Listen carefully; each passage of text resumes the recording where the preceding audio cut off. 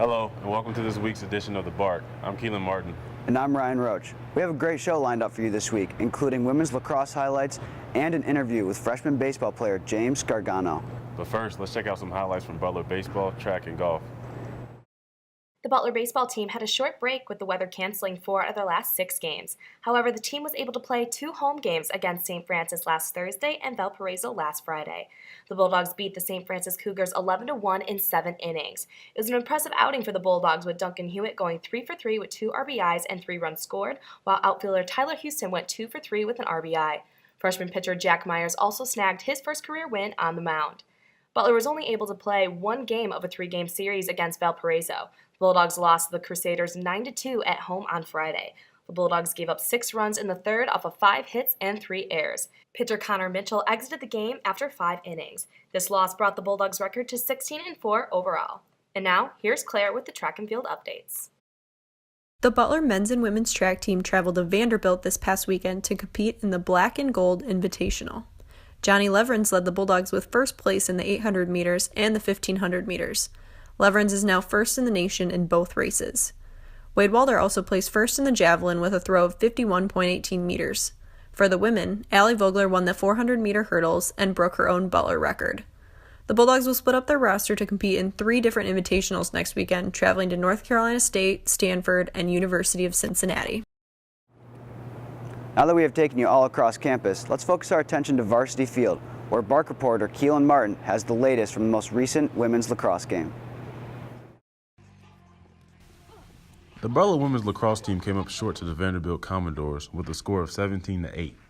The match was delayed 3 hours because of the snow that surrounded Varsity Field. After the second game of the Big East Conference play, the Bulldogs moved to a 1-9 overall record and an 0-2 conference record. Leading the way for the Bulldogs was sophomore midfielder Christina Soderquist with 4 goals on 6 shots, 5 of which were on goal.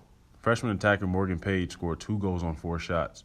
Vanderbilt led Butler at halftime with a score of 10-2, but the Bulldogs bounced back in the second half, scoring 6 goals, and the Commodores finished with 7.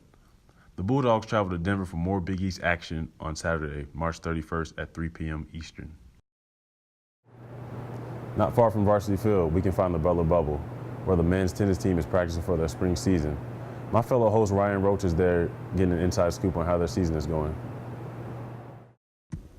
The Butler University men's tennis team had some big matches last week in Orlando, Florida.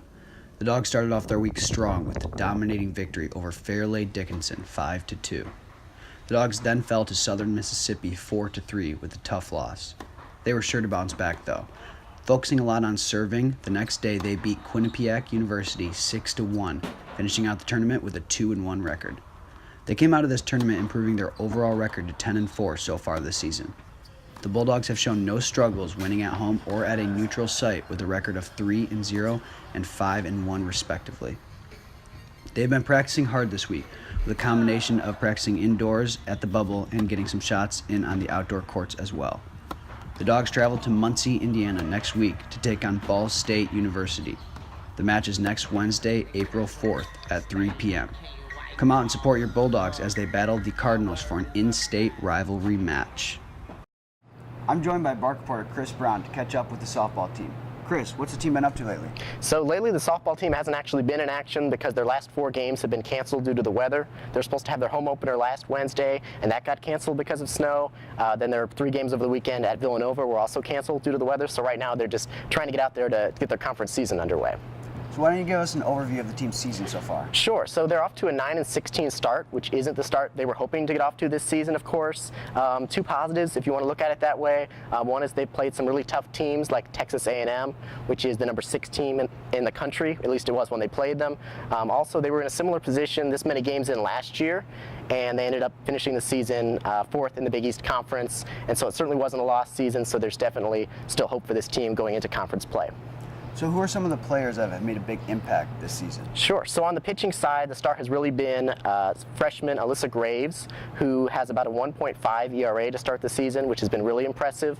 She's averaging not far from a strikeout per inning, and she easily leads the team in innings pitched. So she's been off to a great start. On the offensive side, junior outfielder Jenna Foreman is hitting about 400. She is playing great defense, and she leads the team in runs scored. She also has 20 stolen bases. On the other side, of offensively. You see on the more power standpoint, junior infielder and pitcher Caitlin Dowd has 3 home runs, only hitting about 200, but those 3 home runs are big, as well as 11 RBI. So both those two have brought something special, something important offensively. Wow, thank you, Chris. So what's up next for the women's softball team? So the softball team plays this Wednesday of this week at Eastern Illinois. Then they return home for hopefully their first 3 conference games of the season against Seton Hall this weekend, starting with a doubleheader on Friday afternoon. Well, thank you, Chris. Absolutely. On our last stop around campus, we landed at Bulldog Park. Fellow Bark reporter Jimmy LaFake had a chance to sit down with freshman baseball player James Gargano. Let's take a look.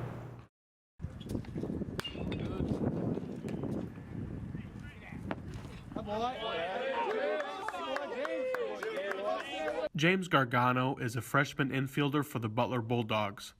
His play on the diamond helped him earn a unique nickname this fall. I was just going about my everyday at practice, and I was rounding third, and I heard Zach Parker from the dugout. He screamed out, "Jimmy Hustle!" And then I love the nickname. Ever since then, it kind of stuck too. I kind of take pride in that also, because people are taking note that I'm hustling on and off the field at all times. Earlier this month, he put his nickname to the test. Teammates and coaches watched him make a play during the Bulldogs' home opener against Fort Wayne. With the game tied at 7 in the 8th inning, I hit a ball. I kind of squared it up, honestly, right to second baseman. I'm a little worried once I hit it, but I knew if I busted my tail on the line, I could extend the game. And luckily, Garrett Parker on second base was hauling, and he ended up getting home and ended up winning us the game. But I didn't expect that to happen, but in the end, it paid off. he has started 16 games, is hitting .286 at the plate, and has swiped 5 bases on the season. His hustle has helped propel the Bulldogs to an early 16-4 record, and his plan for the future is simple. Gotta stay hustling. In the end, it's gonna help your team win, and everybody wants to win, so there you go. Reporting for the Bark, I'm Jimmy LaFakis. That's it from us here at Hinkle Fieldhouse. I'm Kelan Martin. And I'm Ryan Roach. Join us next week as we dive deeper into March Madness. From all of us here at the Bark, thanks for watching.